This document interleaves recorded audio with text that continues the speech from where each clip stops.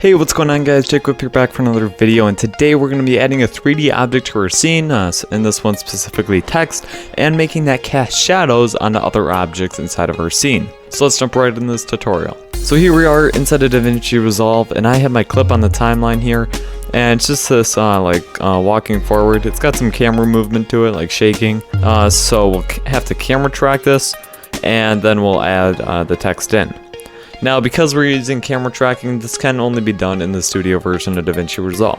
Alright, so now that we're inside of Fusion, we're going to camera track our shot. So let's just do shift space and type camera tracker, okay? Now if we add this, let's just do auto track. And this should give us pretty good results. You can go through and play with some of the settings. There's a few people that have full tutorials on how to use the camera tracker, so go check those out if you're not getting the desired result. Alright, now that that's done, let's go over to the Solve tab and hit Solve. Alright, and now that's done, we have a solve error of 0.2 pixels, which is really good. You want to keep that under 1 for sure, and around 0.1 to 0.2 is ideal, but if you can get it even lower than that, that is good as well. So now let's go ahead and make the 3D scene. So let's come over to the Export tab, and then just click Export. And now if we grab this 3D scene that it made for us, we can just drag this up. Okay, get it above everything and connect the render right into the media out. And now it shouldn't change at all, except there's going to be like a little bit of a ground plane that you can see. This purple thing right here, that's the ground plane. And that's just a wireframe view of a plane. And so what we're actually going to do is come into this and uncheck wireframe, okay? We're going to make our own wireframe just so it can be a little bit bigger. So let's grab the background node and then type grid and then type Luma here, okay? And now if we view this, as you can see, we'll just have a transparent grid.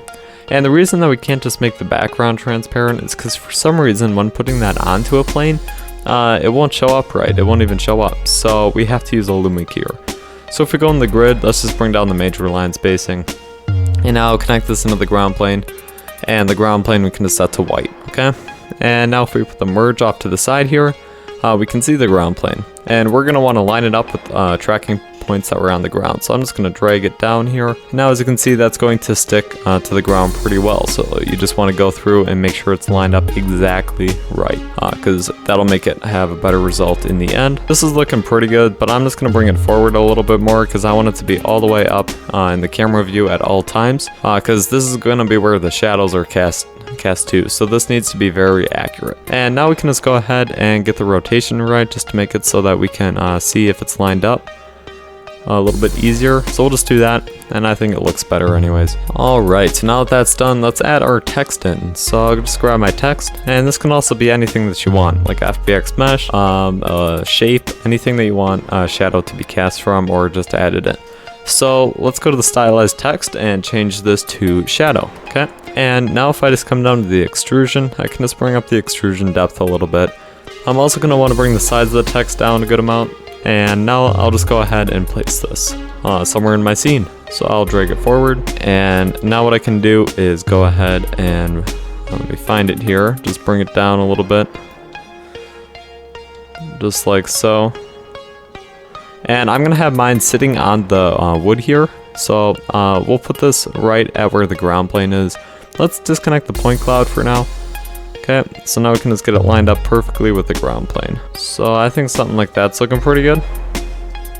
So now if we play it, as you can see, it should be sticking onto the ground pretty well. And it's not perfect, so let's go ahead and come into the point cloud, view this, and it looks like it might just need to go up a little bit.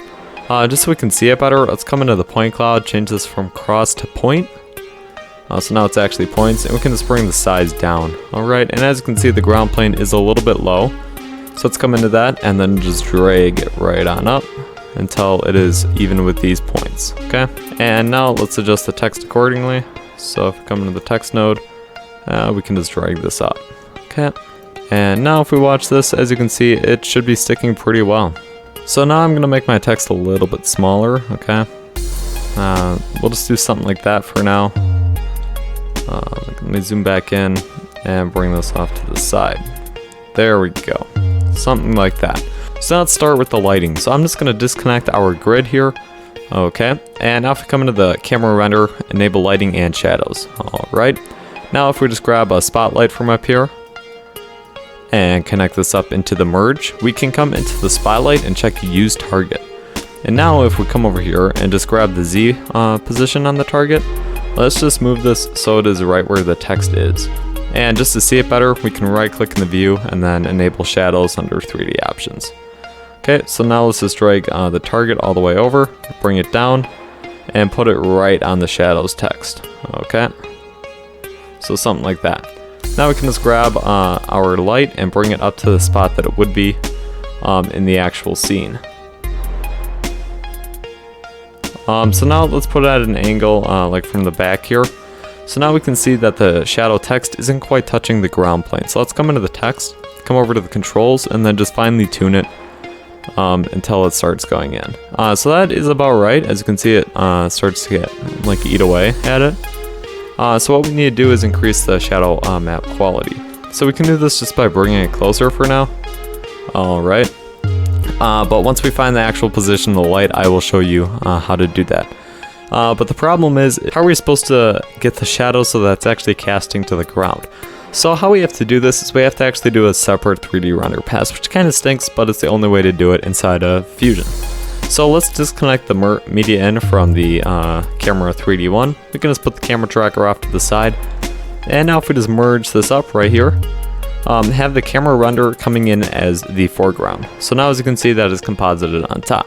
Should look the same, it's just the media in one is no longer in 3D. Now let's just drag this back, okay?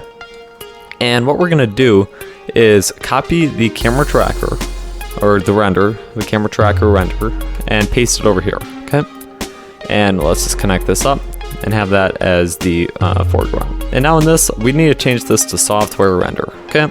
So now what we will do is make a merge, 3D, put the ground plane into that, and then any 3D objects that you're wanting shadows to be cast from. So the text node is all that I have, but if you had a 3D object, shape, anything like that, you'd also put it into here. Then we need the camera inside of this, and as well the spotlight. So now what we need to do is make it so that the text does not show up in this render, because this is going to be the shadow pass render. Okay, so it's only going to have the shadows. And how we're going to do this is using an override node. So override 3D, it changes some of the 3D settings to any nodes that go through it. So if you have multiple objects that are coming through, I'd recommend having all of those come into a merge that then get split out, so you don't have to use a ton of override nodes. So come over to do unseen by cameras, check that, and then check unseen by camera. So now you'll no longer be able to see that, but you can still see the shadow. Now if we come down to the ground plane, we'll disconnect this from the first render. Okay, and now what we can do is grab this and come over to the material and uncheck lighting. And as you can see, that'll make it completely white. And now if we come into the merge, we can come to the blend mode or apply mode and change this to multiply. And now as you can see, that is adding anything that's not white onto the object or onto the ground. So now what we can do is up the shadow quality or get the shadow position. So I have a shadow off to the side here that I'm going to use as a reference. So let's come into this merge here, and now we'll just move the light off to the side, bring it up a little bit, bring it off to the side again, and I want this to be a little bit closer as well. Okay, we'll bring this out, bring this off to the side. So I'm gonna do something like that for now, okay? Come up a little bit maybe. So something like that.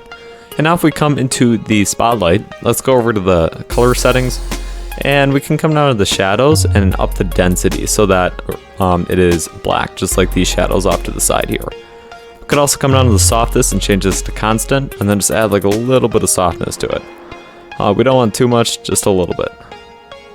Okay, and now what we can do is also up the shadow map size. So we'll want this just until like it's looking realistic and it's not making any change. Alright, and now we have the shadow map quality about 6,600, so we can just bring this down until it starts like chipping away at the shadows. You want this to be as low as possible because it will slow down the render, but you also want it to be as high as possible so that it is a high quality final result. Alright, so that is how you guys make a shadow catcher inside of Davinci Resolve. If you guys enjoyed, please give it a like and comment down below what you guys want to learn how to do next. Make sure to head over to my Patreon page to support me on that. That really helps me out a lot. And I'll see you guys next time for another video.